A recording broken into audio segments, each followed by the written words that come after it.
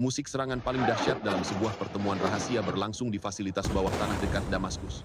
12 ilmuwan nama besar dari Korea Utara berkumpul bersama 8 penasihat militer Rusia untuk menyelesaikan transfer teknologi pemandu hipersonik.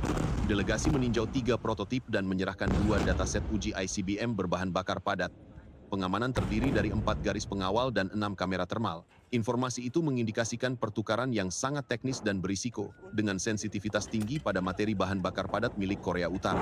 Dokumen resmi mencakup rute suplai, peta komunikasi, dan catatan eksperimen elektronik yang sangat rinci tersebut disegel rapat. Mossad Israel dalam sebuah kunjuk keahlian intelijen berhasil menemukan lokasi fasilitas rahasia seluas 1,2 hektar di luar Damaskus. Tanpa ragu, Angkatan Udara Israel meluncurkan 6 rudal presisi jenis Delilah yang menembus bunker setebal 12 meter. Serangan ini menewaskan 1 jenderal Rusia beserta 14 ilmuwan rudal elit dari Korea Utara. Pesawat pengintai Heron TP melakukan 3 kali pengintaian sebelum serangan untuk memastikan koordinat target. Ledakan menghancurkan laboratorium uji coba sepanjang 40 meter dan ruang penyimpanan bahan bakar cair 5.000 liter. Sementara korban manusia bertambah menjadi 15, kerusakan struktural meliputi 120 ton baja penyangga. Akibatnya, Moskow dan Pyongyang segera mengadakan KTT militer darurat, menyiapkan respons gabungan terhadap Israel.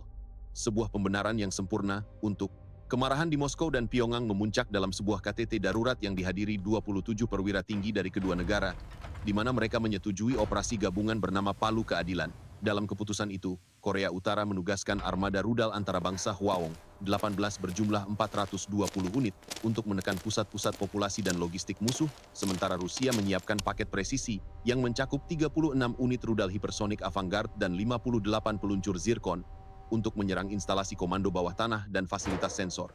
Selain itu, komponen perang elektronik dikerahkan menggunakan 4 platform jaringan untuk mengganggu spektrum komunikasi militer dan sipil, memutus koordinasi lawan. Perencanaan operasi menitik beratkan pada penentuan sasaran bernilai intelijen tinggi seperti pusat komando, pusat komunikasi, dan node logistik. Taktik tersebut dirancang agar efeknya saling melengkapi antara daya hancur massal dan kemampuan penetrasi presisi. Dampak yang diharapkan adalah melumpuhkan kendali dan respons musuh dalam hitungan jam, membuka ruang bagi serangan lanjutan yang telah dipetakan matang oleh kedua pihak. Rencana ini juga mencakup penempatan unit dukungan logistik untuk memastikan pasokan bahan bakar, amunisi dan data intelijen tetap tersedia, serta protokol komando terpadu untuk meminimalkan friksi antar unsur. Semua langkah didokumentasikan dalam rencana operasi rahasia dan jadwal tindakan disusun secara rinci tersebut. Ini adalah serangan gabungan yang dimulai dengan serangan elektronik masif. 2 sistem Rasuka 4 dan Murmansk BN melepaskan gelombang elektromagnetik yang melumpuhkan 90% jaringan radar nasional dalam waktu kurang dari 6 menit. Segera setelah itu, Korea Utara meluncurkan 40 rudal ICBM Hwasong 18 dari 13 silo berbeda, sementara Rusia menembakkan 11 wahana hipersonik Avangard ditambah 5 rudal Zircon dari formasi kapal di Mediterania. Serangan datang tanpa peringatan publik, sehingga populasi sipil tidak sempat berlindung. Gelombang rudal menargetkan pusat-pusat padat penduduk dan infrastruktur kritis di pesisir, menghantam pelabuhan, kawasan industri, dan distrik bisnis secara bersamaan.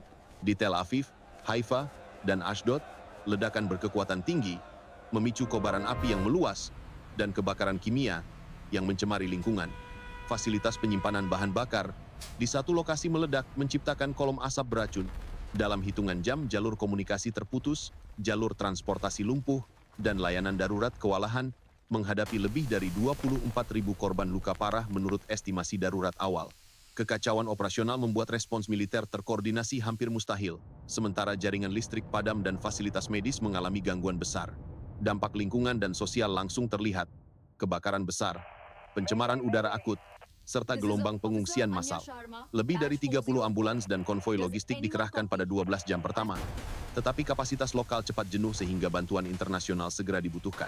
Kerusakan berskala luas memperparah krisis kemanusiaan, memaksa evakuasi terorganisir, dan operasi penyelamatan yang memprioritaskan anak-anak, lansia, serta pasien dengan kondisi kritis dan bantuan medis. Di Haifa, ledakan-ledakan dahsyat menghancurkan pelabuhan utama dan kilang-kilang minyak yang memiliki kapasitas penyimpanan lebih dari 5 juta barel. Rudal hipersonik Avangard Rusia menghantam 2 bunker bawah tanah, masing-masing berlapis beton setebal 15 meter, yang menampung pusat komando militer dan 320 perwira tinggi Israel. Ledakan pertama menimbulkan getaran yang terdeteksi oleh satelit dari orbit rendah, dengan kekuatan 4,2 megaton setara TNT, sementara serangan kedua menghancurkan seluruh sistem komunikasi militer darat dan jaringan satelit Milstar yang mendukung koordinasi logistik. Dalam 45 menit, seluruh jaringan rel kereta api dan 17 terminal kontainer yang mengangkut rata-rata 120.000 ton barang terputus total. Armada kendaraan lapis baja yang terdiri dari 450 tank Merkava Mk4 dan 280 unit kendaraan pengangkut personel APC terperangkap di garasi militer dan sebagian hancur akibat gelombang ledakan. Gudang amunisi yang menampung 12,000 ton bahan peledak konvensional dan rudal jarak menengah juga hancur, menimbulkan api yang menyebar ke radius 3 km. Selama serangan, radar pertahanan udara EL-M 2084 Iron Dome berhenti beroperasi setelah terkena EMP dari Murmansk BN Rusia, membuat seluruh wilayah selatan Israel tidak memiliki pertahanan aktif. Akibatnya, seluruh kepemimpinan politik dan militer, termasuk 47 menteri dan 230 perwira tinggi, tewas atau terluka parah, meninggalkan negara dalam kekacauan total. Mereka tidak hanya menghancurkan kota-kota, tetapi juga memaksa seorang jenderal senior yang selamat mengambil keputusan ekstrem. Dengan menggunakan sisa-sisa sistem penyiaran darurat, ia memerintahkan evakuasi total terhadap 9 juta warga Israel menuju perbatasan Yordania dan Mesir. Jalur evakuasi sepanjang 450 km dipadati kendaraan pribadi dan konvoi militer, menciptakan kemacetan total yang berlangsung lebih dari 12 jam. Ribuan kendaraan terjebak di jembatan yang dihancurkan dan terowongan runtuh, sementara unit pasukan penyelamat darurat hanya mampu mengevakuasi 50.000 orang dalam periode awal. Gelombang warga yang panik membuat sejumlah 150 bus logistik terhenti, dan 250.000 orang terjebak di persimpangan utama. Serangan rudal tambahan dari ICBM Triang 18 unit menargetkan infrastruktur jalan, memperburuk situasi. Akibatnya, korban tewas akibat kepanikan diperkirakan mencapai 120.000 orang, menjadikan peristiwa ini salah satu krisis kemanusiaan paling parah dalam sejarah modern, sekaligus menegaskan kehancuran total kendali sipil. Perintah evakuasi terhadap 9 juta penduduk Israel memicu eksodus masif yang berlangsung sepanjang 18 jam pertama sejak serangan dimulai. Jalan tol utama sepanjang 320 km dari Tel Aviv ke perbatasan Yordania dan Mesir dipenuhi oleh lebih dari 3 juta kendaraan pribadi, truk logistik, dan bus evakuasi militer. Sekitar 250 jembatan dan 17 terowongan yang melintasi lembah dan sungai strategis dihancurkan oleh 540 serangan rudal presisi Rusia dan Korea Utara secara beruntun, menyebabkan ribuan orang terjebak dan meninggal di dalam kendaraan mereka. Di Haifa, 5 jalan raya utama yang menghubungkan pelabuhan dihancurkan dalam 27 ledakan simultan, sedangkan di Ashdod, 12 jembatan dan jalur rel kereta api ambruk, membuat transportasi darat nyaris lumpuh. Sistem komunikasi darurat yang tersisa hanya mampu mengirim peringatan kepada 2 juta penduduk, sementara 7 juta lainnya terputus sepenuhnya dari informasi. Armada helikopter evakuasi IDF yang terdiri dari 74 unit berhasil mengevakuasi sekitar 45.000 warga dari kota-kota pesisir.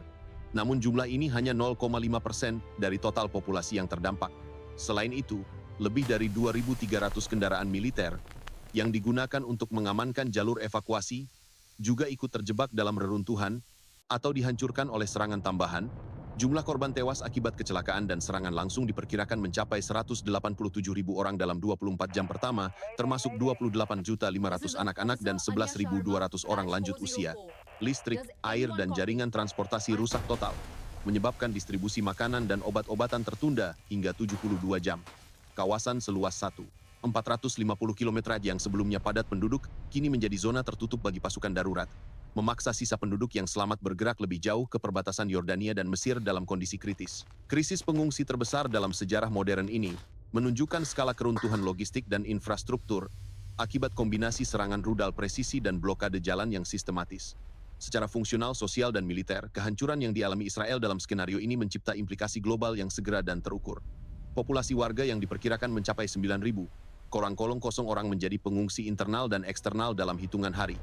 Ratusan ribu kendaraan terakumulasi trong eksodus yang memblokir 1.500 km koridor utama menuju perbatasan Yordania dan Mesir, sementara 3 pelabuhan komersial yang tersisa lumpuh total. Infrastruktur energi runtuh. 12 pembangkit listrik utama rusak parah, sehingga pasokan listrik nasional turun mendekati nol, dan 8 depot bahan bakar terbakar menyebabkan pasokan bahan bakar kritis tersendat. Sektor kesehatan kolaps saat 450 rumah sakit kehilangan kemampuan operasional karena kerusakan struktural va kekurangan oksigen serta obat-obatan, gudang medis cadangan yang menyimpan 400 ton pasokan darurat hancur dalam ledakan kedua. Dari perspektif militer, lebih dari 1.200 rudal balistik dan hipersonik menghantam wilayah negara itu dalam rentang 24 jam, menonaktifkan 5 basis militer penting, dan menghancurkan 28 fasilitas komando lokal, sehingga perintah dan kontrol tidak dapat dipulihkan. Gelombang gangguan elektronik menonaktifkan sekitar 30 satelit komunikasi dan pemantauan regional yang mendukung jaringan militer dan sipil, sementara serangan terhadap infrastruktur telekomunikasi merusak 70% menara seluler. Dampak ekonomi segera tercermin pada pasar global. Indeks saham utama anjlok lebih dari 20% dalam 48 jam. Harga minyak melonjak 45% dan biaya asuransi kargo lintas laut meningkat 2 kali lipat, memicu gangguan rantai pasok di 17 negara yang bergantung pada pelabuhan Mediterania. Krisis kemanusiaan memaksa pembentukan zona transit darurat di sepanjang perbatasan. Organisasi bantuan mencatat kebutuhan mendesak untuk 1.000 ton makanan siap saji per minggu, va 500.000 paket obat per bulan. Politik internasional berubah cepat. 2 negara yang terlibat menghadapi sanksi terbatas. Sementara 14 negara memanggil pertemuan darurat di badan multilateral untuk merumuskan respons. Akhirnya, sistem aliansi dan jaminan keamanan global diuji ulang kapasitas intervensi konvensional terbatas oleh risiko eskalasi, dan lebih dari 60 juta orang di kawasan menjadi rentan terhadap kelangkaan jangka menengah. Perhitungan wajib dari episode ini adalah bahwa keseimbangan kepercayaan antar negara terganggu secara permanen dan dunia memasuki fase di mana prioritas bertahan hidup sipil dan pemulihan infrastruktur menjadi agenda utama bagi komunitas internasional. Estimasi lebih dari 200 INCUNB keluarga kehilangan tempat tinggal, 80% kawasan pesisir memerlukan rekonstruksi besar-besaran yang diperkirakan berlangsung selama 10 tahun, dan koordinasi logistik internasional harus dilibatkan untuk pengaturan kembali jaringan transportasi serta layanan dasar. Respons rekonstruksi memerlukan komitmen internasional, perencanaan, dan pendanaan berkelanjutan. Segera,